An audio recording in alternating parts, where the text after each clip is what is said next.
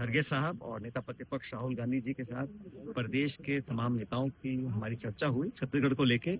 उसमें PCC, CLP, Bhupesh Baghel साहब, सिंहदेव साहब, साहू जी, हम सब मौजूद थे और अब तक संगठन की जो गतिविधियां रही हैं उस पर चर्चा हुई। और आज कल छत्तीसगढ़ में जो राजनीतिक मुद्दे हैं उस पर दिशा निर्देश यहाँ दिल्ली से खरगे साहब और राहुल जी ने दिया है।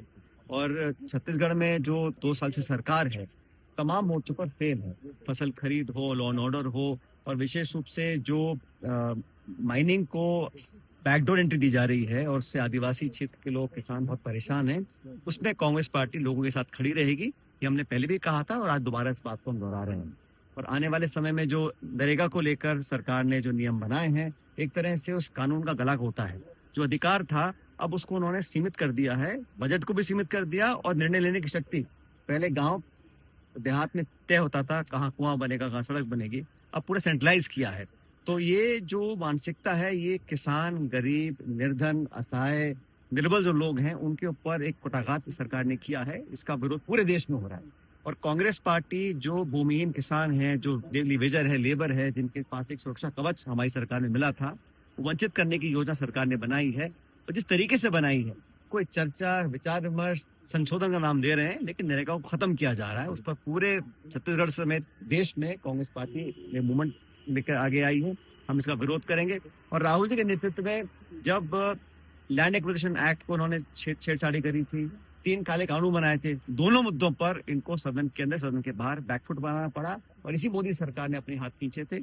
इस बार भी नरेगा को लेकर कांग्रेस सहित तमाम इंडिया अलायंस के लोग दबाव बनाएंगे और केंद्र की सरकार को अपने अहंकारी कदम को वापस लेना पड़ेगा। सचिन, बाकी हमने जो इश्यूज हैं आज महासचिव महोदय वेणुगोपाल जी, खड़गे जी, राहुल जी को पूरा विस्तार से पूरा समीक्षा भी करी है, गहर अध्ययन लोगों ने किया है, अब तक कार्रवाई पर उनको जानकारी दी है।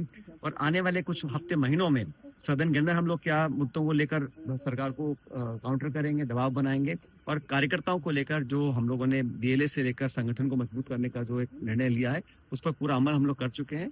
इसी बात पर आज चर्चा हुई और अच्छे माहौल में हुई है। और दोनों राहुल जी, खड़गे जी ने निर्देशित किया है कि छत्तीसगढ़ बोलते हैं कांग्रेस मैंडेट स्टेट है और वहाँ जो नौजवान हैं जो आज इस सरकार से परेशान है, एक उम्मीद की तरह हमारे को देखते हैं कांग्रेस की तरफ, उस पर हमें खरा उतरना है और सब मिलकर इस काम को करेंगे, तमाम नेता, छोटे बड़े सब मिलकर। सर, 4 दिन में ये दूसरी बैठक है छत्तीसगढ़ नेताओं की राष्ट्रीय नेतृत्व से, तो कुछ एग्रेसिव और ज्यादा होना है? हम अभी बहुत एग्रेसिव हैं, सरकार पूरी तरह बैकफुट पर है, लेकिन अब क्योंकि सिर्फ 3.25 साल बचे हैं सरकार के, तो अब हम एक नया रोड मैप तैयार कर रहे हैं संगठन के लिए भी और तमाम नेता। और मुझे खुशी है कि छत्तीसगढ़ में सारे जो प्रमुख नेता हैं हमारे, वो सब एक जाजम पर हैं और स्वार्थ के लिए नहीं लड़ रहे हैं, जनता की भलाई के लिए लड़ रहे हैं। और यही आज गाइडलाइन राहुल जी, खड़गे जी ने दिया है कि देश उम्मीद आज कर रहा है कांग्रेस से कि एक बेहतर विकल्प हम लेकर आए और हमारी स्टेट में, संगठन में, कार्यकर्ताओं में, नेताओं में, जनप्रतिनिधियों में एक अच्छा समन्वय है और इसका आप लोगों को आने वाले समय में परिणाम देखने को मिलेगा।